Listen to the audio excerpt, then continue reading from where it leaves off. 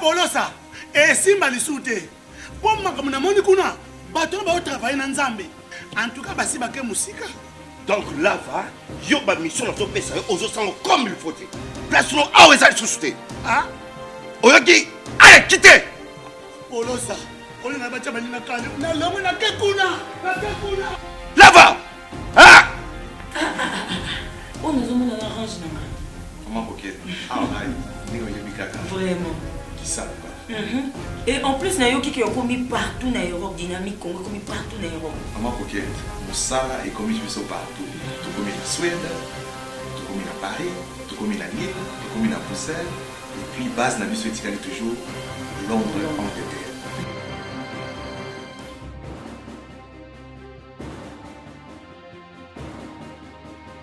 Biso na dynamique Congo, toza ko avancer na nkolo.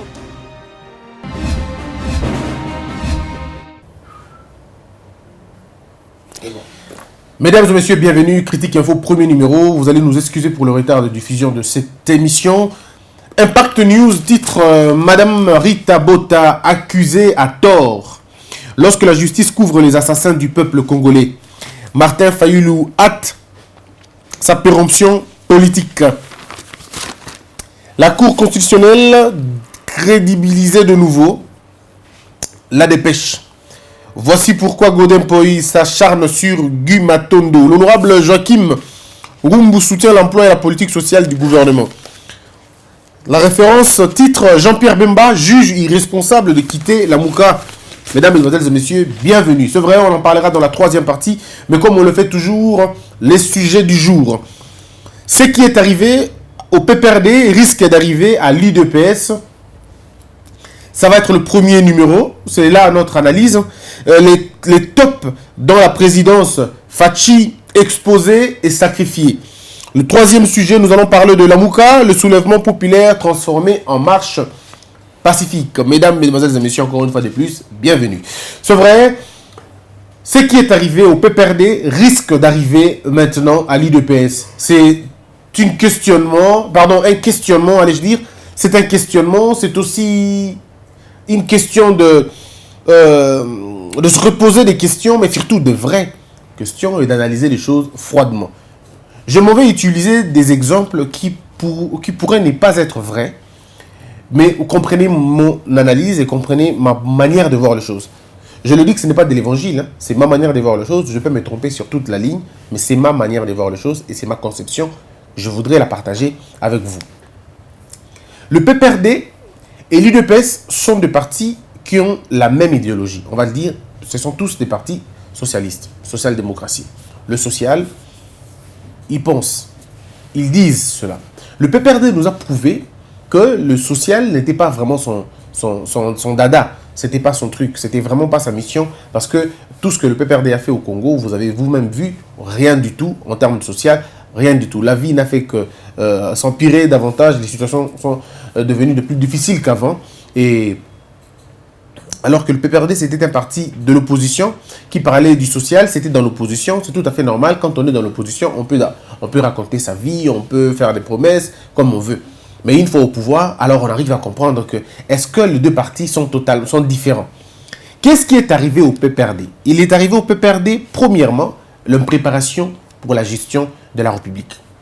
Ça veut dire, le PPRD, c'est un parti qui est créé après que son président ait pris le pouvoir.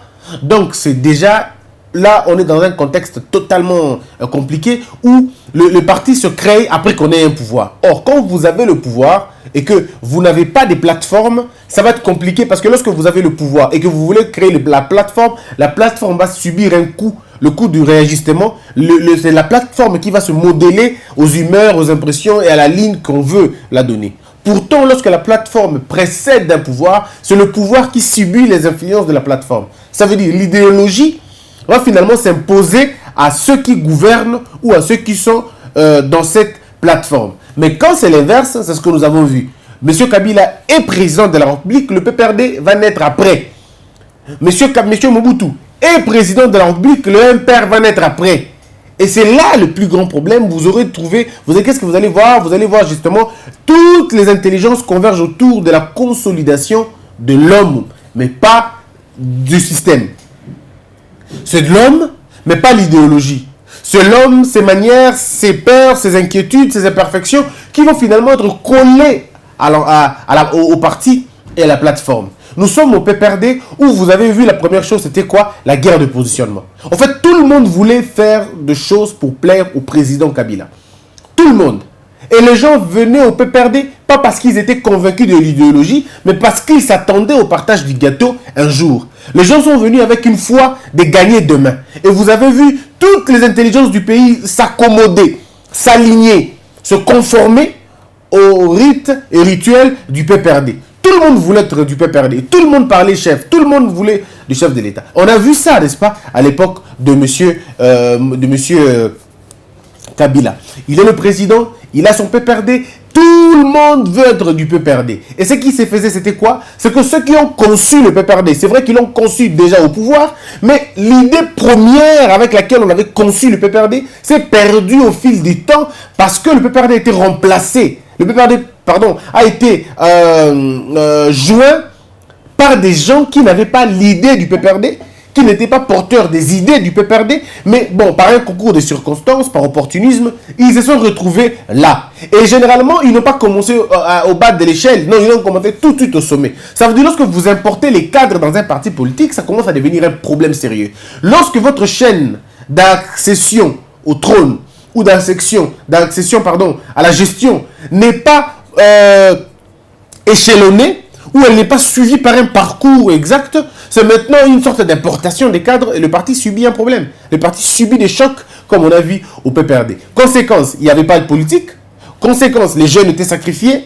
Conséquence, les militants étaient écrasés. Bref, on a eu un léviathan, un monstre qui dévorait ses propres fils au profit de certaines alliances. Et du coup, ceux qui étaient venus au PPRD, qui pensaient qu'ils allaient être récompensés, méritocrates ou pas méritocrates, se sont vus sacrifiés au profit des autres. Ça veut dire que lorsque le PPRD voulait faire des alliances, le PPRD devait sacrifier certains de ses enfants et vous allez voir que beaucoup ont été sacrifiés. Ceux qui se sont battus pour le PPRD à la première heure ne se sont jamais retrouvés. C'était des gens, bon, on disait, vous êtes bien à penser, mais restez un peu là-bas. Et qu'est-ce qui ont eu la possibilité de sortir? Qui ont eu la possibilité de s'en sortir? C'est généralement des gens qui sont venus de très loin. Des gens qui n'ont pas commencé le mouvement. Des gens qui n'ont pas commencé le parti. Des gens qui n'ont pas été au début du parti.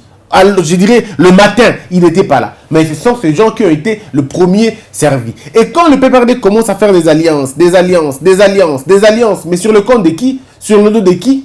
Sur la patience de qui? Sur la patience de ses anciens alliés. Et du coup, on a eu des problèmes. Alors, je crains que ce qui est arrivé au PPRD puisse arriver aussi à l'UDPS. Parce que ce qui se passe aujourd'hui, actuellement, à l'UDPS, c'est une guerre de positionnement. L'idéologie, on l'a mis de côté. Le statut du parti, on l'a mis de côté. La ratio, on l'a mis de côté. Les idées d'Etienne Tshisekedi, on l'a mis de côté. Tout ce qui se passe maintenant, c'est la guerre des idéologies. Et au sacrifice de qui le plus fort? C'est le nom d'Etienne Tshisekedi, c'est le combat d'Etienne Tshisekedi, c'est la famille Tshisekedi, c'est le parti lui-même, l'UDPS au sens propre. Et finalement, tout est détruit. Parce que les gens se cherchent, non pas pour confirmer l'idéologie du parti, non, mais c'est pour se retrouver. Et du coup, vous allez trouver ce qui s'est passé aussi à l'UDPS. Tout le monde peut avoir un problème, mais pas le président. Non, on ne peut pas toucher le président. Lui n'est pas le problème. C'est les autres qui ont des problèmes. Le président ne peut pas mettre de l'ordre. Non, ça sera trop le diminuer. Mais comment on peut dire au président de la République de jeter un coup d'œil dans son parti politique, vous dites que c'est le ramener en bas. Ça ne le ramène pas. La Constitution lui demande de ne pas prendre part aux activités du parti. Mais la Constitution ne l'interdit pas de jeter un œil regardant. Parce que qu'on le veuille ou pas, c'est lui le président. Il est une émanation du parti. Ça s'arrête dès quand il est président de la République. Ça s'arrête quand? Qu'est-ce que la Constitution arrête là? La Constitution n'arrête pas le lien entre le président et son parti. Non.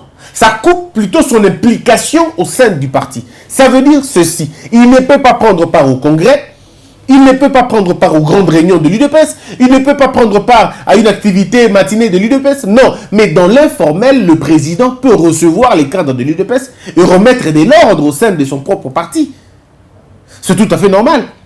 Je ne veux pas comparer ça aux États-Unis, comparer le président de la République qui ne prend pas part aux activités des démocrates ou s'il prend part, je ne suis pas vraiment informé par rapport à cela. Mais ça ne l'empêche pas de jeter un œil. Parce que les gens le veulent ou pas, ce que l'UDPS est en train de subir aujourd'hui, c'est ce que tous les partis politiques subissent quand ils sont au pouvoir. Et surtout quand ils ont mené une très grande lutte dans l'opposition, une fois qu'ils arrivent au pouvoir, ils connaissent ces problèmes. Le problème de positionnement, le problème de guerre d'idées. Les gens sont là en train de se rechercher. Et qu'est-ce qui se passe pour la plupart des cas? C'est la jeunesse de ce parti qui en pâtit. Aujourd'hui, qu'on le veuille ou pas, la jeunesse de l'UDPS ne se retrouve pas maintenant. Je ne suis pas ici en train de dire que l'État se résume à l'UDPS. Et les gens vont me dire, mais pourquoi tu ne parles que de cela? Oui, parce que mon sujet d'aujourd'hui parle de cela, en fait. Mon sujet d'aujourd'hui parle de cela. Et je ne peux pas concevoir un seul instant que l'on prive, que l'on ampute à un parti de sa serve de réflexion. Depuis que l'UDPS a obtenu la présidence au Congo, il n'y a vraiment plus de matinées politiques de grande envergure. Non, ça c'est le 1. On parle de matinées politiques. Ce qui se passe, ce n'est pas des matinées politiques. Ce qui se passe, ce sont des meetings politiques. Une matinée politique, c'est une réunion des idées. Ce n'est pas une réunion de comment on va... Non, c'est une réunion d'idées. C'est une rencontre de têtes pensantes de l'UDPS. C'est une rencontre pensante de têtes au sein d'un parti politique.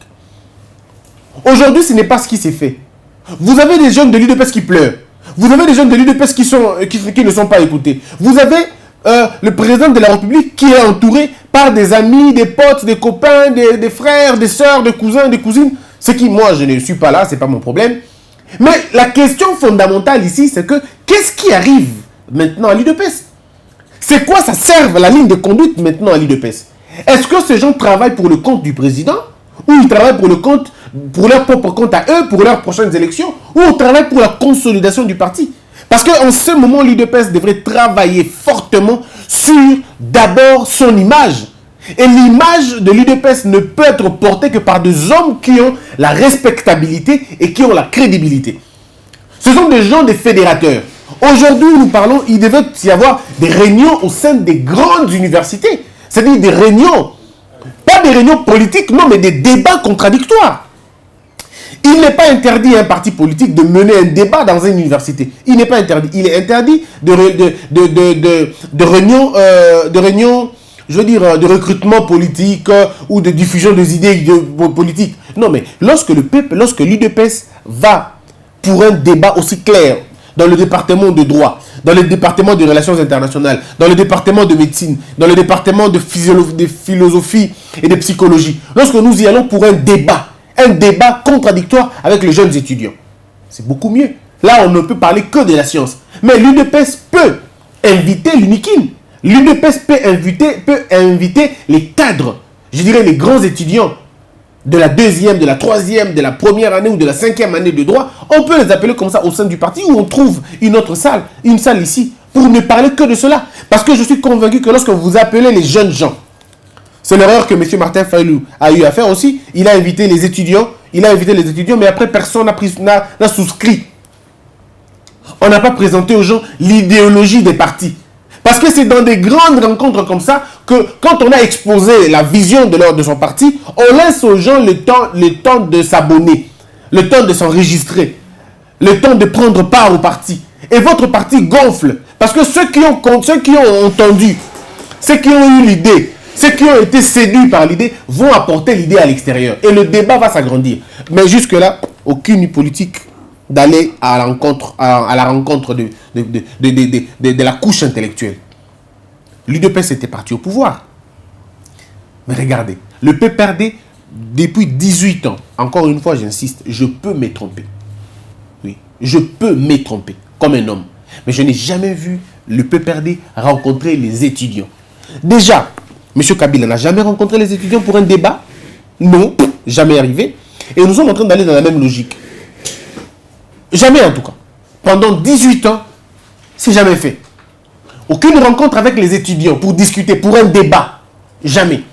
Pourtant, vous le savez, les présidents français, le président américain, le président russe et les autres présidents du monde, c'est là où ils vont, là où ils cherchent à aller, là où ils préfèrent aller, c'est à l'université. C'est là où vous trouvez les têtes pensantes, c'est là où vous trouvez les idées, les plus grandes idées. C'est là où vous allez. Mais ici, ça ne se passe pas comme ça. Je crains que ce qui s'est passé au PPRD puisse se passer aussi à l'UDPS. Au PPRD, qu'est-ce qui s'est passé? Les jeunes ont été sacrifiés. Le président Kabila arrive au pouvoir, il a 29 ans. Mais après lui, il n'y a eu aucun ministre de 29 ans. Aucun ministre de 29 ans. Aucun. National, en tout cas, pas du tout. Aucun ministre de 29 ans. Alors, je me pose la question.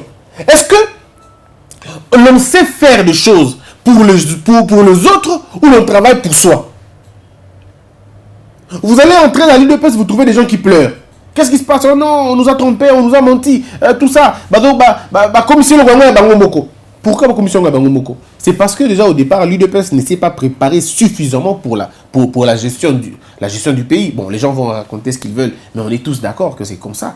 On ne s'est pas préparé vraiment qu'on va un jour être président, et quand on sera président, voici ce qui va se passer. C'est là aujourd'hui nous rencontrons ce problème-là. Étienne Tshisekedi se battait, mais Étienne savait que c'était verrouillé. Le voie par lequel on accède au pouvoir, dans les contextes dans lesquels on se trouvait, était totalement impossible pour voir Étienne Tshisekedi devenir président. Et il le savait. À l'époque de Mobutu, il ne pouvait pas être président. À l'époque de Kabila Laurent, il ne pouvait pas être président. À l'époque de Joseph Kabila, il ne pouvait pas être président. Pas parce qu'il était incompétent, non, mais parce que les moyens qu'il utilisait étaient des moyens disproportionnels par rapport à la force sur place. Il avait des remèdes inappropriés aux questions de l'heure. Dans une démocratie, dans une dictature, ce n'est pas avec une élection que l'on vient au pouvoir, parce que le dictateur organise une élection dans laquelle il ne perdra pas. Donc, M. Étienne Tshisekedi, lui, voulait la paix, la paix, on va aller aux élections et tout. Ça ne marche pas comme ça, déjà ça ne marche pas. On vient dans une sorte d'ouverture de démocratie et de liberté, d'ouverture de démocratie et d'ouverture de la dictature à l'époque de Laurent Désiré Kabila, un système ambigu. On ne savait pas si on était dans le totalitarisme, on ne savait pas si on était dans l'absolutisme, on ne savait pas si on était dans une monarchie républicaine, entre guillemets. On ne savait vraiment pas dans quel système on se trouvait. Et là, encore une fois, M. Étienne avait un remède qui ne correspondait pas avec le choc. Eh bien, on va arriver à l'époque de M. Kabila Joseph. C'est une dictature qui est masquée par une démocratie que moi j'appelle la démocracide, ou que le professeur Njoli appelle la démocrature. Donc vous êtes dans une sorte de démocrature, démocracide, liberticide, tout ça. On ne comprend vraiment pas beaucoup de choses là-dessus. Et là, ça va commencer à se renforcer petit à petit. Et même Étienne Tshisekedi échoue encore dans sa mission. Parce qu'il dit, je ne touche pas les armes, alors que le remède à l'époque, c'était les armes. Sans les armes, vous ne faites rien. Sans les armes, vous n'alliez pas résoudre le problème. Tenez, Machiavel dit, un empire qui fonde son pouvoir par les armes a tendance à les conserver par les armes. Moi, j'ai ajouté, le perd souvent par les armes. Et vous vous rendez compte que le pouvoir du PPRD vient de l'AFDEL. L'AFDEL vient de la guerre, la rébellion. La rébellion avait interrompu le cycle de la dictature de Mobutu. C'était ça la réponse. On ne pouvait pas aller aux élections avec Mobutu. Il fallait la guerre. Et Laurent Désiré Kabila avait compris. Il a amené la guerre, on a interrompu le cycle. Alors, pour arrêter un régime qui vient de la rébellion, ce n'est non plus avec les élections. Ça ne marchera pas. Or, M. Étienne Tshisekedi voulait une situation pacifique parce qu'il ne voulait pas faire perdre, il ne voulait pas que l'on verse le sang. Mais attendons, soyons sérieux. Vaut mieux une faim effroyable qu'un effroi sans fin. Je préfère mourir tout de suite que mourir lentement. Et M. Étienne Tshisekedi a compté des morts et des morts dans les hôpitaux, des morts économiques, des morts dans tous les secteurs de la vie. Les gens mouraient toujours à cause de cette mauvaise gouvernance. Donc on aurait pu trouver une situation rapide et maintenant on se tue, on s'est fait tous du mal et puis ça s'arrête là, on recommence à zéro, que la situation pacifique qui comptait des morts tous les jours. Il a dit non, je suis dans la pacification, je vais trouver des solutions dans la paix. Ça n'a pas marché. Et donc, vous avez le régime de Kabila. Le régime de Kabila, mesdames et messieurs, ça ne pouvait pas partir avec les élections. Non, pas du tout. Pas du tout. Ça n'était pas possible que M. Kabila parte avec les élections et que lui parte avec son système. Les élections lui offraient une possibilité d'exister politiquement. Donc les élections n'étaient pas une bonne solution. Les élections dans l'époque de M. Kabila, ça ne pouvait pas marcher. Ça lui donnait un sursis politique. Et c'est ce qui s'est passé. Il organise les élections, il vous laisse la présidence parce qu'il sait que je ne peux pas gagner là-bas. Il laisse les vainqueurs être proclamés. Et là, il s'enfuit. Mais il s'enfuit où? Il s'enfuit dans les institutions. Il va se cacher dans les institutions qu'il a lui-même concoctées, qu'il a lui-même préparées. Donc le Parlement devient pour lui un lit. Il s'est dressé un lit, mais sur le dos de qui? Sur le dos de l'ignorance des opposants, sur le dos de l'insoumission, pardon, de la soumission de nos opposants, et sur le manque de prudence et de calcul de nos politiciens de l'opposition. Il s'est créé une vie. Et aujourd'hui, ça commence à devenir difficile. Ça commence à devenir difficile pour le démasquer. Et donc, vous voyez un peu, le problème est à ce niveau-là. Et lorsqu'un parti comme l'UDPS, aussi de la même manière, ne comprend toujours pas que, quand on veut gérer une république, l'on doit avoir un maximum de cadres fabriqués maison. Aujourd'hui, on peut dire ce que l'on veut, mais l'UDPS n'a pas à elle seule des cadres, beaucoup de cadres maison. Non. L'UDPS va souffrir par rapport à ce qui est arrivé au PPRD. Elle aussi va importer des cadres. Alors, donc, l'UDPS est obligé maintenant de faire des alliances. Quand vous faites les alliances dans un parti, c'est qui perd en réalité? C'est votre jeunesse qui perd. C'est la jeunesse militante du parti qui perd.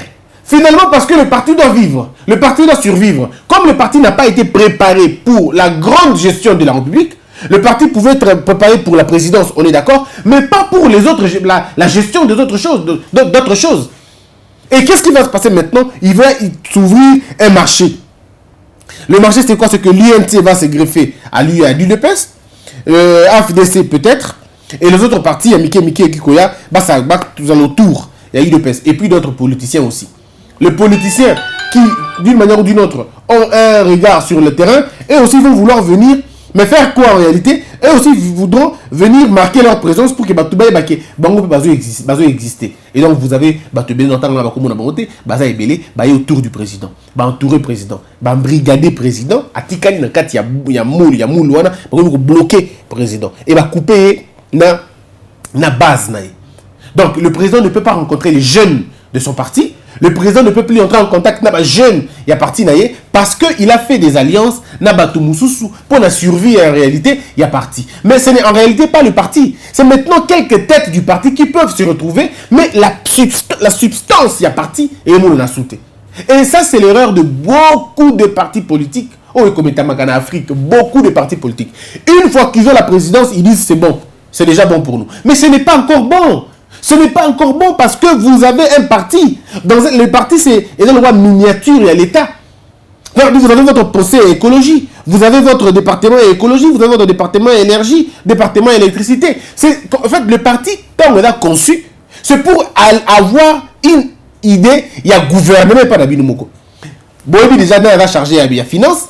Là, il y a chargé, il y a la question, il y a énergie. Là, il y a la question, il y a politique extérieure, politique intérieure. Là, il y a la sécurité. Là, dans le domaine, il y a santé. Bref, le parti a déjà une sorte d'organigramme pour permettre Bango va survivre après. Une fois au pouvoir, ils peuvent se ressourcer dans la partie de Bango. C'est le mécanisme que l'UDPS a échoué. Parce qu'aujourd'hui, regardez le débat qui se passe à l'UDPS, c'est pratiquement le débat qui s'est passé au PPRD, mais dans le calme maintenant. Aujourd'hui, à l'UDPS, et comme Mouma Makassi. C'est vrai qu'ils ont réussi à calmer en gros. Aujourd'hui, il faut le dire, ils ont réussi à calmer, mais les problèmes restent. Lorsque vous allez à l'UDPS, vous parlez à des gens, vous trouvez des gens frustrés. Ils sont toujours frustrés parce que tel n'a pas été reconnu, tel n'a pas été reconnu. Donnez-moi, citez-moi mes frères, une université au Congo où l'UDPS a travaillé, et même tous les autres partis politiques d'ailleurs. Citez-moi une université où l'UDPS a payé pour 300 étudiants. Rien. Le PPRD, ce monsieur Kabila qui a envoyé 350 personnes, initiative privée, mais l'UDPS, est-ce que l'UDPS a déjà scolarisé des enfants dans le domaine où il y a? Vous savez mes frères, hein, quand je dis qu'au Congo on n'a pas encore un parti au sens du terme, les gens pensent qu'on est méchant. On n'est pas méchant. Un parti prépare ses cadres. L'ANC, lorsque M. Mandela est en prison, M. Mandela rencontre le président Zuma. Mais il se rend compte que le président Zuma a l'énergie nécessaire, le président Zuma a la passion nécessaire, mais le président Zuma manque un niveau académique.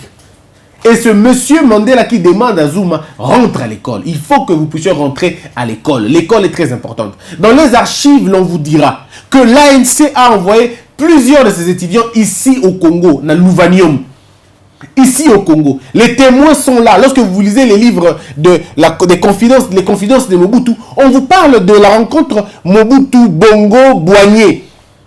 Le 3 Boigny, pardon, ils se rencontrent pour discuter la cause de monsieur, la cause de l'ANC. Et Mobutu, on parle plusieurs fois, que en ces termes, j'instruis certains membres de l'ANC. Mobutu était même prêt à prendre la Rhodésie, certains cadres de Rhodésie là-bas, pour étudier ici, avoir la formation chez nous au Congo. Donc, j'ai comme l'impression que par moment, on oublie ce que les autres font. Nous n'arrivons pas à le faire. Pourtant, on copie ce qui est bien. Les partis politiques n'investissent pas dans l'éducation civique et dans l'éducation politique de leurs militants. Malheureusement, c'est ça. Un parti qui se veut parti doit d'abord miser sur la formation de ses propres militants. Nous devons arriver à dire, l'UDPS, aujourd'hui si vous allez à l'UDPS, vous posez la question, il y a combien de jeunes dont l'âge varie entre 15 et 18 ans? Ils vont vous dire non, on n'en a pas ça, ce sont des mineurs. Pourtant c'est faux. Il y a dans tous les partis du monde des jeunes on les appelle des potentiels, ou on les appelle des pépinières. Ce sont des petits garçons, des petites filles, mais qui ont déjà la fibre politique. Ils veulent intégrer le parti. Hitler a quel âge quand il est séduit par la politique? Il a quel âge? Mais il n'a pas plus de 16 ans. Aujourd'hui, si un parti politique calcule d'abord l'avenir, un mandat est pour 5 ans. Les électeurs de M. Félix Tshisekedi pour 2023, ces potentiels électeurs ont maintenant 12 ans. Ces petits ont 12 ans, ils ont 13 ans. Ce sont eux qu'il faut attaquer maintenant. C'est ça la guerre électorale qui se prépare avant la propagande électorale. Mais nous, on ne prépare pas ça comme ça. Pourtant, comme le président est président, il est à la présidence, il ne peut pas se battre pour ça. Mais c'est le parti qui commence maintenant. Et le parti commence quand? Le jour où vous êtes proclamé président, le jour qui suit, mais vous entrez en guerre. Vous commencez à préparer votre base électorale. Or là, quand on dit base électorale, on parle tribu, on parle ethnie, on parle clan, on parle zone, on parle géographie, on parle histoire, on parle tout. On parle aussi âge. On parle secteur d'intérêt. On parle divertissement. Il faut aller chercher les potentiels électeurs là où ces gens se cachent. Ils se cachent derrière la musique, ils se cachent derrière derrière le cinéma, ils se cachent derrière le divertissement, ils se cachent derrière la religion, ils se cachent un peu partout. C'est là que vous les attaquez, c'est là que vous allez les trouver et faire d'eux vos potentiels électeurs, les convaincre, les séduire afin qu'ils viennent. Mais comment vous allez le faire si vous n'avez aucune politique? Il y a recrutement, il y a bateau. Vous devez aller trouver des gens. L'UDPS ou les partis politiques devraient aller aujourd'hui toucher la fibre, il y a bateau. Prenons un cas. L'UDPS va rencontrer 7 orphelinats. Je ne parle pas de M. Kabound ou de M. Kabouya, non, je parle de l'UDPS comme parti.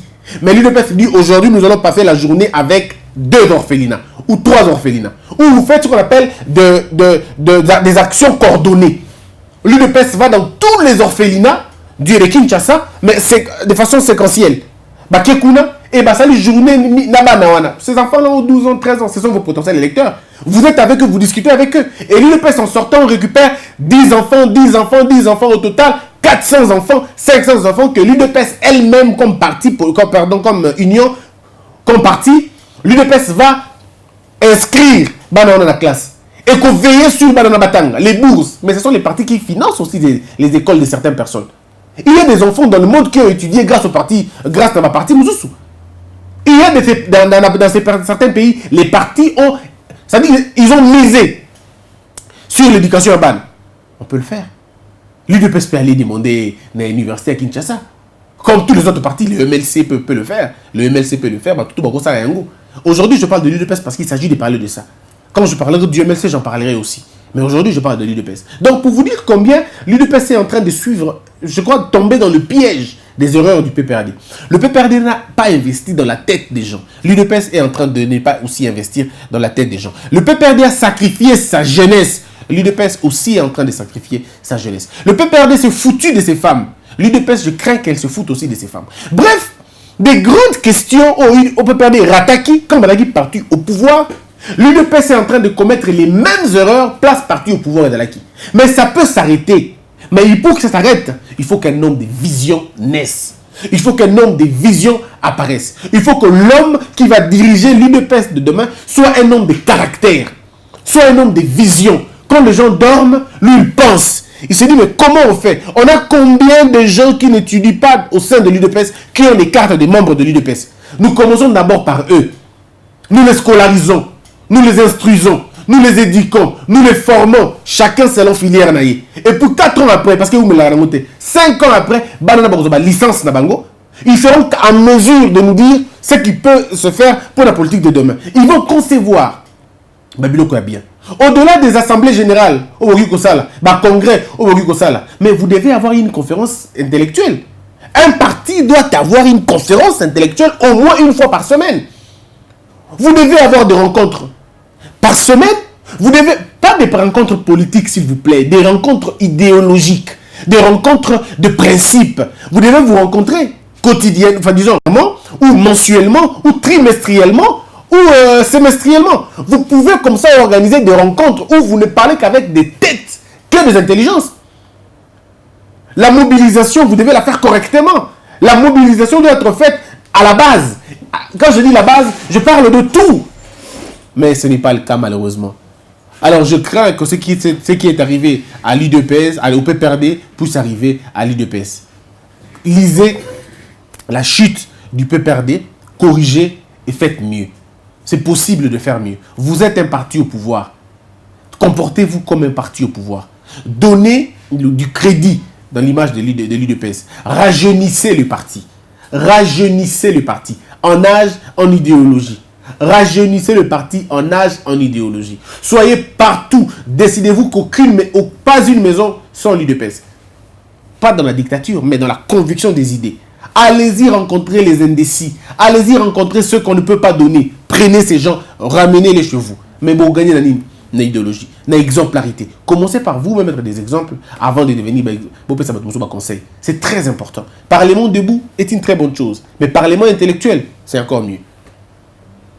C'en est fini pour aujourd'hui. C'est un conseil à prendre ou à laisser. Je ne suis pas de l'UDPS. Je ne prendrai jamais la carte de l'UDPS. Je ne prendrai jamais la carte d'un parti politique au Congo si je n'en crée pas le mien. Ou dans une sorte d'alliance. Ok. Mais moi, parti politique, merci beaucoup.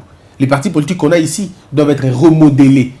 Ça doit être remodelé, redynamisé et contextualisé. Sinon, ça va être compliqué. Mesdames et messieurs, merci beaucoup. Je vous retrouve très prochainement. Deuxième partie, ça sera notre sujet, le top dans la présidence des Fachi. Très exposé et sacrifié. Portez-vous bien, abonnez-vous très massivement. Atteignons rapidement 49 000 abonnés. Atteignons rapidement ça et ça sera un très grand plaisir. Puisse Dieu vous bénir tous, que la peur quitte nos esprits et que Dieu bénisse la RDC.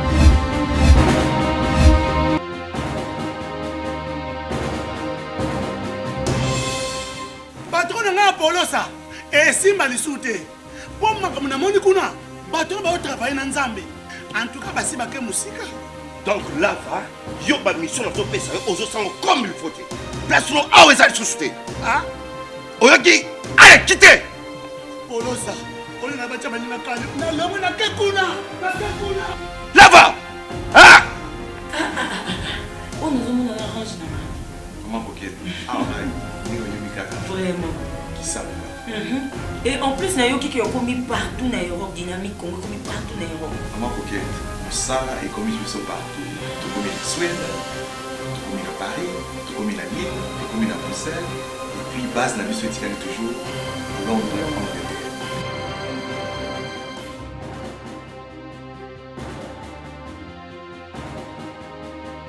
Biso na dynamique Congo, toza ko avancer na nkolo.